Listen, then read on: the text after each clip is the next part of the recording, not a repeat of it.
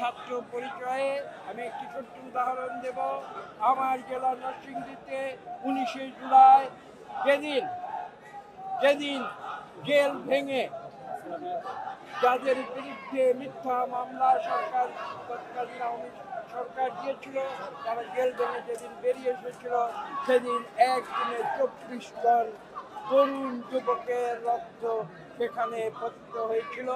সেই রক্তের বিনিময়ে সেই 24 জন ছাত্রের প্রত্যেকে ছিল বাংলাদেশ জাতীয়তাবাদী পরিবারের সদস্য। কিন্তু তারা কিন্তু সেদিন বিএনপির পরিচয় দেয় নেই, তারা সেদিন ছাত্রের পরিচয়ে তারা জীবন দিয়েছিল, রক্ত বিসর্জন দিয়েছিল। কি কারণে?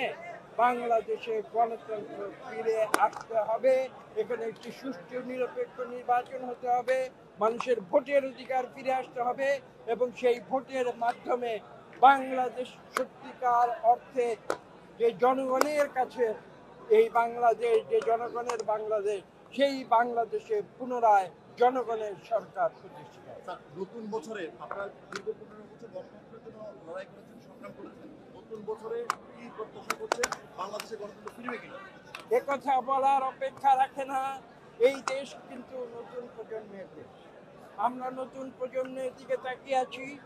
তারা এই দেশের নেতৃত্ব ভবিষ্যতে গ্রহণ করবে, এটা কিন্তু কারো বলে দেবার অপেক্ষা রাখে না। এটা হচ্ছে প্রকৃতির নিয়ম, একজন যাবে আরেকজন আসবে। এবং আমরা এই আত্মবিশ্বাস বাংলাদেশের নতুন প্রজন্মের উপরে আমাদের রয়েছে যে এই নতুন প্রজন্ম সত্যিকারভাবে প্রশিক্ষিত হয়ে তারা ক্লাসে ফিরে যাবে। যারা লেখাপড়া সুসম্পন্ন করেনি তারা লেখাপড়া সম্পূর্ণ করবে। দেশ পরিচালনার যে গুরুদায়িত্ব, সেই গুরুদায়িত্বের জন্য তারা প্রস্তুতি নেবে এবং প্রস্তুতি নিয়ে এসে তারা জনগণের ভোট নিয়ে তারা এই দেশ পরিচালনা করবে সঠিক পথে, ন্যায়ের পথে, সত্যের পথে। এটাই আমাদের গতকাল ছাত্র আন্দোলনের নেতৃত্ব বলেছেন শেখ হাসিনার বিচার এবং সংস্কার ছাড়া নির্বাচন তারা চায় না। আপনারা কি চান? সংস্কার একটি চলমান প্রক্রিয়া। সভ্যতার আদি যুগ থেকে মানব সভ্যতা বিকশিত হয়েছে সংস্কারের মাধ্যমে। সংস্কার কোনোদিন থেমে থাকে না।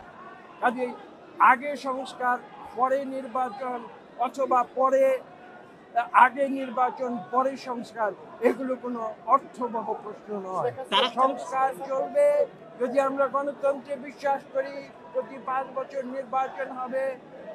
আপনারা নতুন প্রজন্মের কথা বলেছেন, এদেশে নতুন প্রজন্ম তো ভোট দেওয়ারই সুযোগ পায়নি। তারা আকুল হয়ে আছে, তারা ভোটার হয়েছে, তারা ভোট দিতে চায় এবং এটা আমাদের নৈতিক দায়িত্ব। আমাদের নতুন প্রজন্মকে সেই ভোটের সুযোগ আমাদের সৃষ্টি করে দিতে হবে।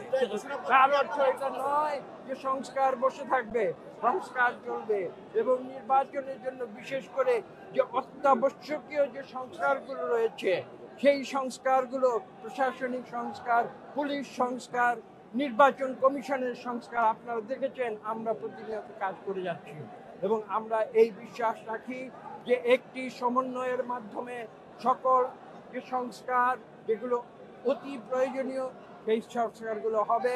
পাশাপাশি নির্বাচনের প্রস্তুতি চলবে এবং যথাশীঘ্র জনগণের দেশ জনগণের হাতে তুলে দেওয়া হবে একটি সুষ্ঠু নিরপেক্ষ নির্বাচন।